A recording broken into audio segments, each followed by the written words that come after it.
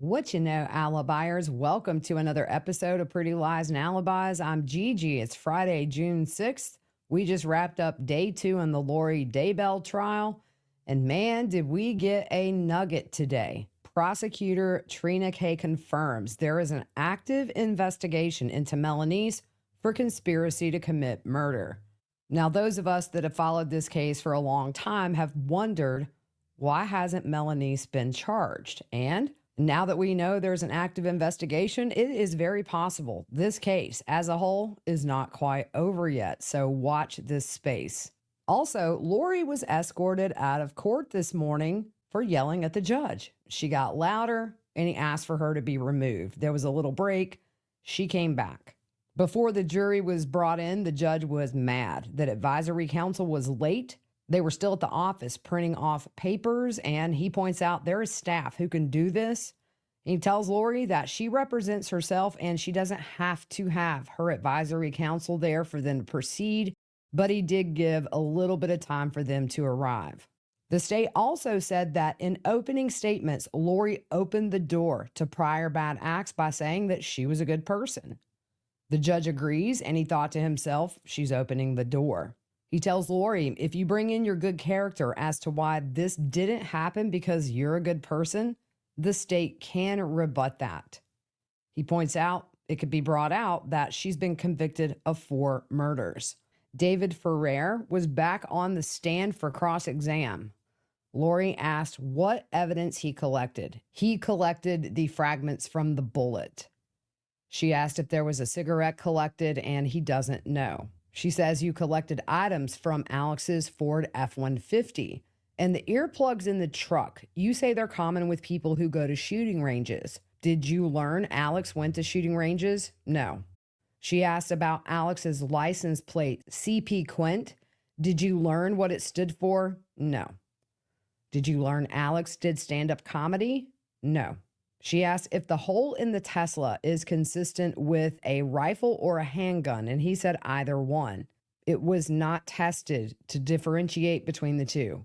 She asked about him canvassing the neighborhood for videos, and the witness said he was one of many who did. You said a neighbor heard a loud bang, and it didn't sound like a gunshot. There is an objection that's sustained. Lori asked if he could explain the bullet falling out.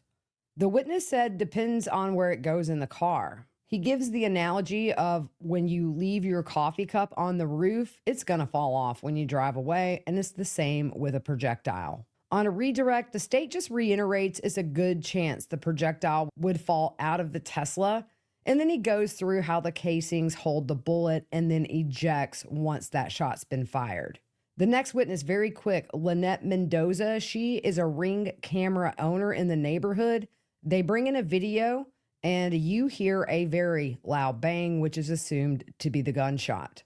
Up next, back on the stand, Brandon Boudreaux for cross-exam. Lori, you and I met in 2009, and Brandon says, I think it was 2008. She says, we've known each other a long time, and Brandon said a long time can mean a lot of things. Lori asked if they had a family connection. Yes. Lori says, we've always had a friendly relationship, and Brandon said, not always, up until the end of 2018. Lori says, we've spent holidays together, and you and Melanice were married for over 10 years. I was at your wedding. I came to Utah when your first child was born. Brandon says, yes. I was there when your second child was born.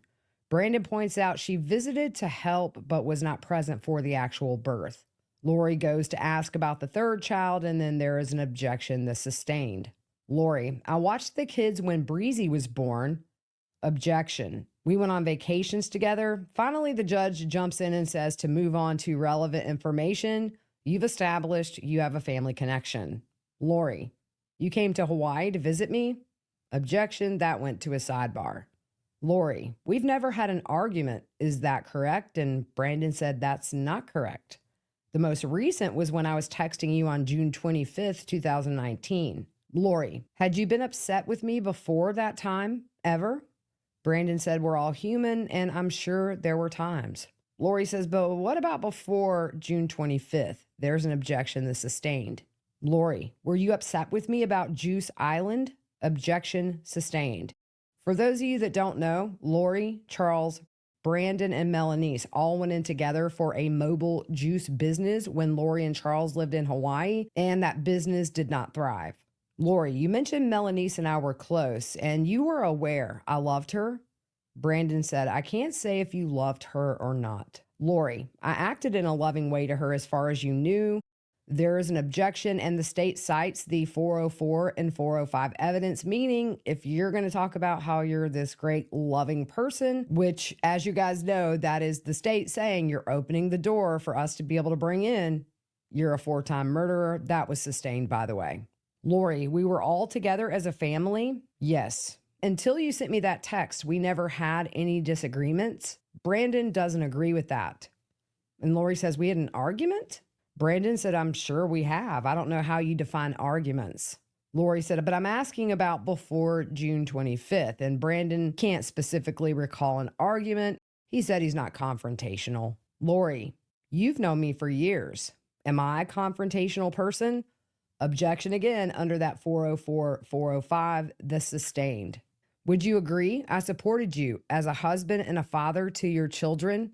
Objection sustained. You talked about this long argument with Melanice on June 25th. How long was it? He said it started in the afternoon and it went past midnight. By the way, I had a few people yesterday in the comments saying, you're mispronouncing her name. There are 2 Melanies in this case. And since Melanie Pulowski is Lori's niece, I just put Melanice together. And that way it's just easier to know who we're talking about. Lori, you said this started because Melanice didn't want to attend your grandfather's funeral. And you're aware she had trauma from her mother's death. Brandon said, I can't say why she was feeling the way she was feeling because I'm not her. Lori asked if he's aware she had issues with funerals and he can't say. Lori, you're aware her mom passed when she was just 9 years old? Objection sustained. Lori, she's your wife of 10 years. You should know that. Objection sustained. Lori, a disagreement over that isn't far-fetched. Objection sustained. Lori asked if Melanice was upset or crying at that point, and Brandon said no, just me. During this disagreement, you covered a lot of topics, and Brandon says yes. Lori asked if she came up in that conversation. Brandon said, yeah, you getting your temple recommend taken away and accusing me of hacking your computer. Lori asked if she came up just that one time, and Brandon said they spent a lot of time on that one topic and it was very bothersome. Lori, Melanice saw me as a mother, and Brandon says a mother-like figure. Lori, it's not uncommon your mother-in-law would be brought into a long argument. There is an objection that was sustained, and I'm pretty sure she was referring to herself as the mother-in-law. Lori says, I wasn't the focus of that argument. And Brandon said, I was worried about my wife and kids. I loved them. I wanted to work through things with my wife. Lori, one issue Melanice had was text messages she had seen. Brandon doesn't know what Lori's talking about. Lori said, well, what about a Facebook video of you dancing at the Pink Pony? Objection sustained. Did Melanice show you a video? Objection sustained. What else was discussed in this argument? Objection sustained. How many topics would you say came up during this argument? Brandon couldn't say. Were you blaming me for the argument in your mind? And Brandon said, we can only be responsible for ourselves. I was focused on me and my wife. Lori, the argument that ended up beginning your divorce proceedings? Brandon said at the end, she did say she needed a divorce. Lori asked who filed, and Brandon said he did. They filed through a mediator. Lori goes on to ask a lot of questions about mediation, and it took up a hot minute, and we'll just move on. October 2nd, all 4 kids were there with you. Brandon said it depends on what time you're referring to, but overnight from October 1st into the 2nd, yes. Lori goes through his morning routine with the kids, dropping kids off at school, and then he went to the gym. And then she said, you had an interview with Detective Pillar. Was that the first time you met him? Yes. You discussed Melanice and me? Yes. You talked about your divorce? Yes. You told Detective Pillar someone convinced Melanice you were gay. Brandon says he doesn't remember if he said convinced. Lori, Do you recall telling Detective Pillar she had a friend named Lori? Brandon said, I didn't say friend. Lori asked if he would like to review the transcript to refresh his recollection, and he says yes. Brandon read through it and says he thinks the transcription was wrong. He would not have referred to Lori as a friend. He would have said Melanie's aunt. Lori, you were referring to me convincing her that you were gay? Brandon said, I never said you convinced her I was gay. Lori, in the second paragraph, it didn't say I convinced her. There's an objection. Lori again asked if he wants to read to refresh his memory. He says yes. Brandon read through that. He said, I thought you were involved in convincing her. Lori asked about the video of him dancing. Again, objection sustained. Lori, how are you convinced I told her about that? There's an objection with a sidebar. This is the moment the jury is sent out, and ultimately Lori is escorted out of court. Once we get back, she goes right back into cross-exam. Did you have marital problems in those 10 years you were married? And Brandon says, well, there's times you don't agree. Lori asked, the fact that you traveled a lot, could that be a source of contention? There is an objection that's sustained. So Lori starts talking about this revelation that Melanie's had that Brandon was gay. They talk about Melanie's going to temple. Lori asked if Melanie's prayed about it, and God answered in a call. Brandon said, I don't know if I said that to Detective Pillar. She hands him a transcript. You said God answered in a call, and Brandon says in reference to the temple. Lori says in reference to her thinking you were gay. Brandon said that had nothing to do with the temple, which is what she was asking him about. They go back and forth about Lori asking if Melanie got this revelation in a call from God, and Lori said she conveyed that to you. And Brandon says, I don't know what she was thinking. But Lori said she conveyed that to you. Objection sustained. Lori, where did you get that information that she prayed about it and got answered in a call? Brandon asked to see that transcript again. He says, I can't tell you for sure. I was sharing my thoughts about our conversation we had on June 25th. On June 25th, she said she thought I was gay. Lori said, not that the belief came from me, but herself, and Brandon says correct. Lori, you then tell Detective Pillar I convinced her of that, and Brandon says yes. What made you think I convinced her? And Brandon said conversations I had with Charles. Lori, did you hear me tell her that? No. Did you witness me talking to her about this? No. On October 2nd, you conveyed those things to Detective Pillar, that she is a friend named Lori. Brandon again hops in and says, I think that was a typo. I'm the one who convinced her you're gay. And Brandon says, correct. Did you get that information from Melanie's that I convinced her you're gay? Brandon said he inferred from conversations with her that that's where she got that. Lori says, you inferred? Brandon says, yep. Lori, she showed you a video she saw on Facebook. Objection sustained. The judge says we are not talking about the video. And just to clarify for those of you that may have forgotten this video, Brandon was on a work trip. He was the designated driver. He was out with friends, and apparently he was dancing, God forbid. That was posted on Facebook.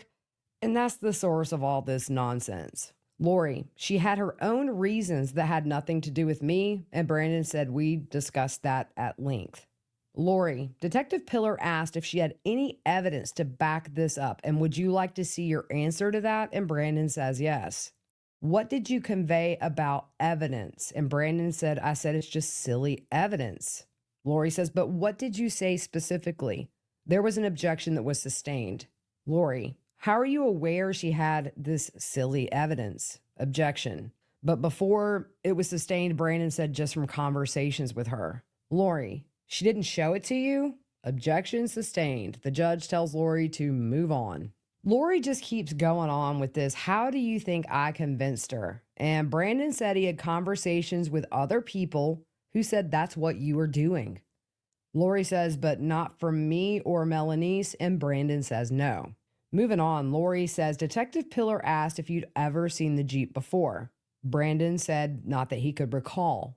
Lori said he asked you to tell more about the Jeep. What color did you say it was? Brandon said either an olive or puke green. Lori, had you seen the Jeep in my house before? And Brandon said he may have. He doesn't know for sure. What color do you think the Jeep was in my house before October 2nd? Brandon said, I didn't really think about it. Before October 2nd, you knew there was a Jeep in my household? Brandon said at one point, Charles called for him to run VINs on all of their cars because he was looking for insurance. Lori said, you knew the details of the car? Brandon said he ran the numbers, but he never thought about it again. Lori, you said you saw a 2-door Wrangler that day, and were you aware if my Jeep was a 2 or a 4-door? Brandon said he didn't think about it past running the VIN numbers, and that was at the end of 2018 when he did that. Lori, October 2nd, you said you saw a little boy in the neighborhood. Is that correct? Brandon says no, and the prosecution wants some foundation. Lori, did you see a little boy that day right after the glass shattered? Brandon says no, and so she hands him a transcript. Brandon said he believes that was a typo. He was describing the window breaking to the 911 dispatcher, and initially because he didn't see a defect in the window and there was no projectile in the car, he initially just thought in a moment of panic maybe this was a paintball. Lori asked if there were any kids on the street. No. You conveyed it was kids being kids. Brandon said he was just telling 911 what he was thinking as he was on the phone with them, trying to figure it out. Lori, why are you telling that to Detective Pillar then? Brandon says, I was telling Detective Pillar my thoughts when I was talking to dispatch. Lori asked about the window falling to the ground and asked if he moved the window. He did not. She asked if he walked to the end of the driveway, and he's not certain. She asked, how did you not get cut getting out of your car? And Brandon said, I guess I was careful to not get cut as I was getting out. Lori, you weren't worried about the shooter doing a loop and coming back around? Brandon said a lot goes through your mind in this moment. Lori asked about that first female responding officer and if she took her pen and stuck it in the bullet hole. Brandon does not remember that happening. Brandon said he was in shock when he saw the bullet hole. He had a physical reaction to seeing this, and so much that they asked if he had someone who could come be with him. He said his first thought was to get in touch with his dad, and he tears up saying this. He said, he's my strength. Obviously, his dad being out of state couldn't come, so that's when his two friends came over. Lori asked how many communications since October 2nd, 2019 to now have you had with Detective Pillar? He has no idea.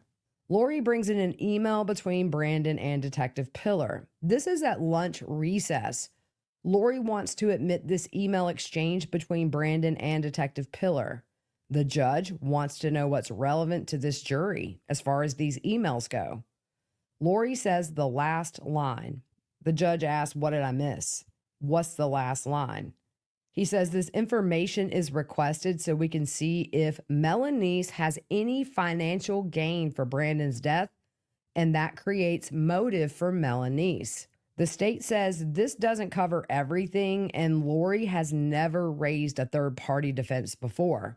This is when Ms. K says Melanice is actively being investigated for conspiracy to commit murder, and these text messages may relate to that case as well as Tammy and Charles's cases.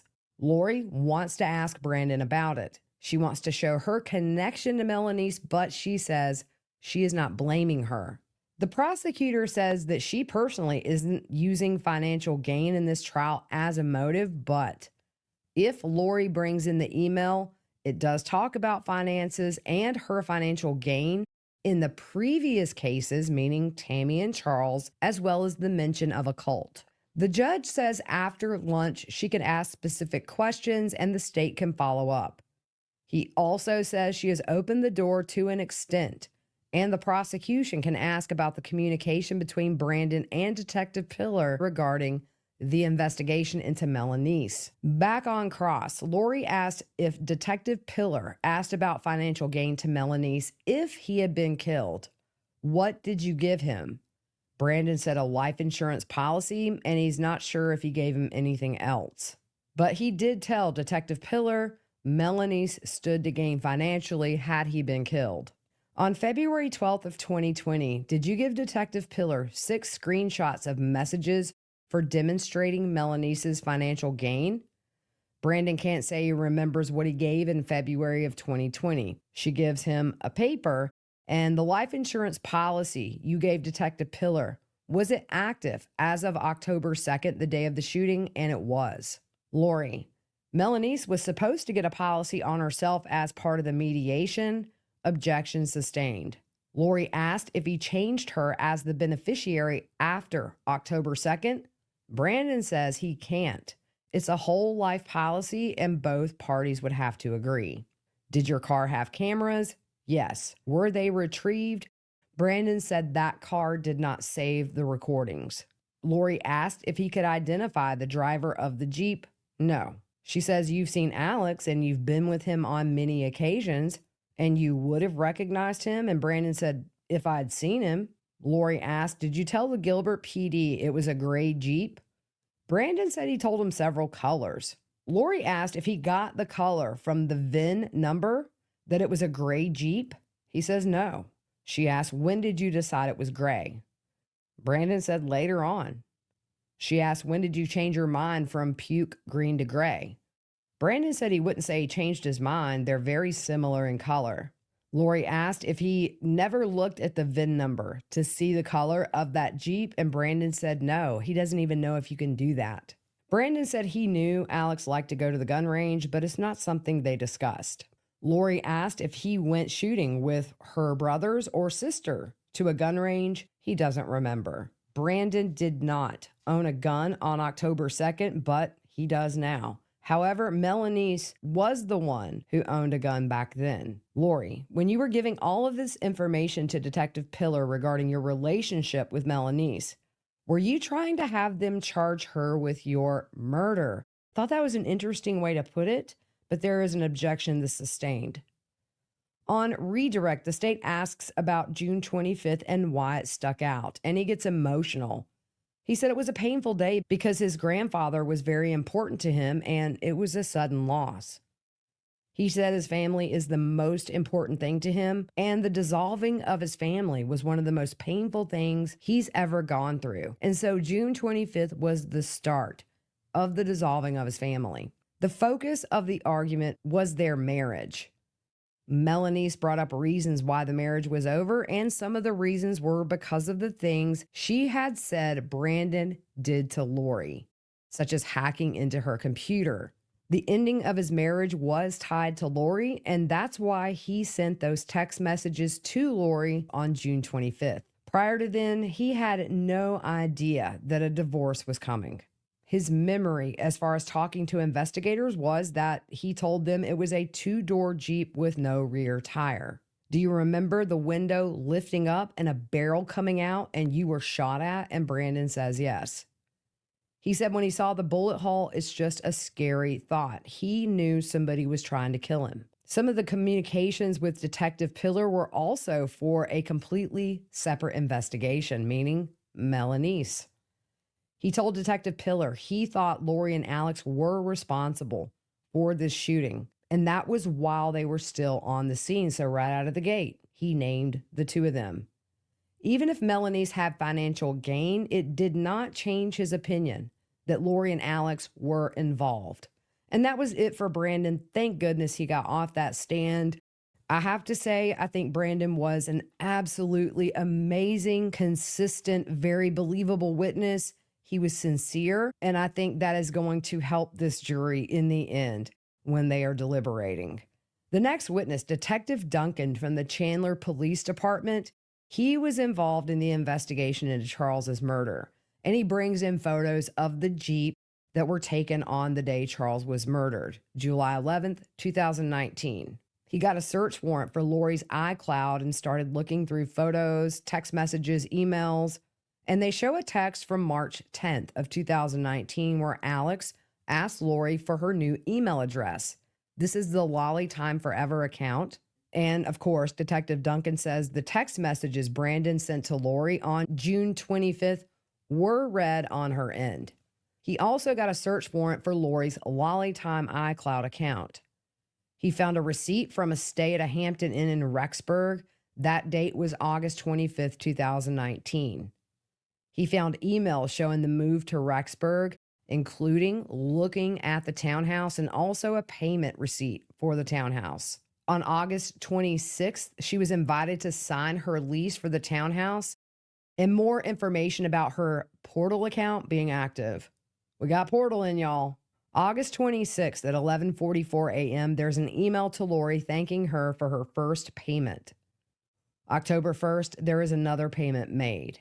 He also got phone records for Chad Daybell, and he obviously saw romantic text messages between Lori and Chad, and those were often. He found a recording of Chad as well. On Cross, Lori asked how the iCloud records are sent. There are several different ways they can receive the results of these search warrants. You can get the results of these search warrants through email, through a secure link. He's not exactly sure how this one came over. Lori says, but it came to you, but the witness points out this was over 5 years ago. Lori, you could see how many emails came over? The witness said he could reach out to Apple for that, and she asked if he could look that up. He said he doesn't know if he would even have access to that now. Apple sends it in a file, and if he were to open what Apple sends, he wouldn't be able to look at anything. They have to send that to computer crimes, and then they have access to the Celebrite software, which makes all of this data, which is numbers and letters, readable for the investigator later on. Lori, you have no access to open that at all? And the witness said, I wouldn't be able to understand it. It's all random characters and numbers. Lori, why send it to you? The witness said, I authorized the search warrant, so he receives it, and then from there, he sends it to computer crimes so they can run it through Celebrite, which makes it readable. She asked what he was looking for, and he said any calls during a specific time frame to see who Lori was communicating with, and also location data. He spent hundreds of hours reviewing her iCloud account. She spends a lot of time asking questions about the report and what's on it. And on redirect, he talks about when those results are sent to the computer crimes. His preference is that those that are using the Celebrite software to extract the data not know anything about the case. Just do the extraction and hand it over to him so he can look through and find out what's relevant to the investigation in that. The next witness, Tom Olszak. He's a retired Arizona deputy of public safety. He now works for the Secret Service in Arizona. Gilbert PD got in touch with him in November of 2019 to get the Infotainment Center out of the Jeep. He traveled to Rexburg, Idaho with Detective Pillar in November of 2019. The Jeep was just a basic stock model, so he wasn't able to get any information from October of 2019 from that Infotainment Center. He was then asked in January of 2020 to get Alex's Ford F-150's Infotainment Center. He did get phone data from that. Alex's car had an 8 gig memory chip, but there was no data from October of 2019. He did find 2 different phones had connected to the Ford F-150, and call logs from November through December 20th of 2019 showed there were calls made to 3 different phones.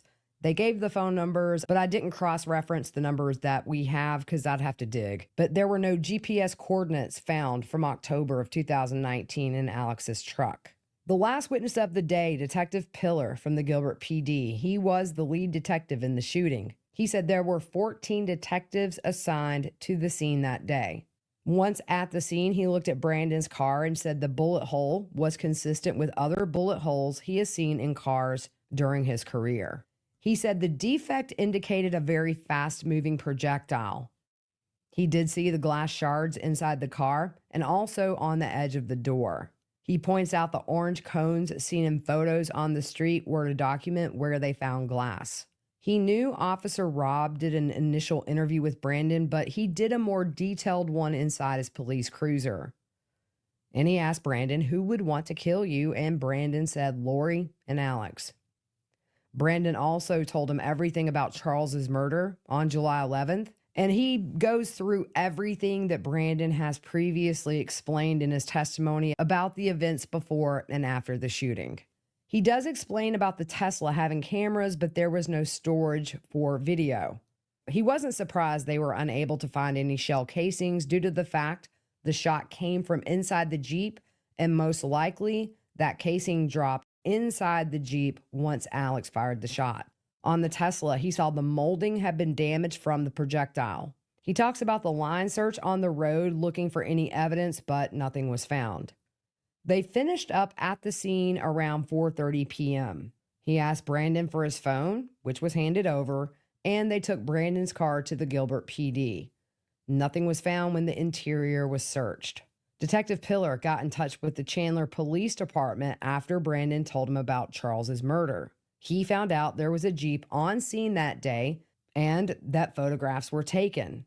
They used photos from that day to look up the VIN number as well as the license plate to run searches on that Jeep Wrangler. He tells the jury that he gives his cell phone number to victims so that they could reach out if they need to, and he did with Brandon. Moving on to Melanice, he found out she was moving to Idaho in October of 2019. He also learned Lori and Alex had moved there as well. He says 26 hours before Brandon was shot at, the Jeep was seen on a license plate reader headed towards Phoenix on I-40.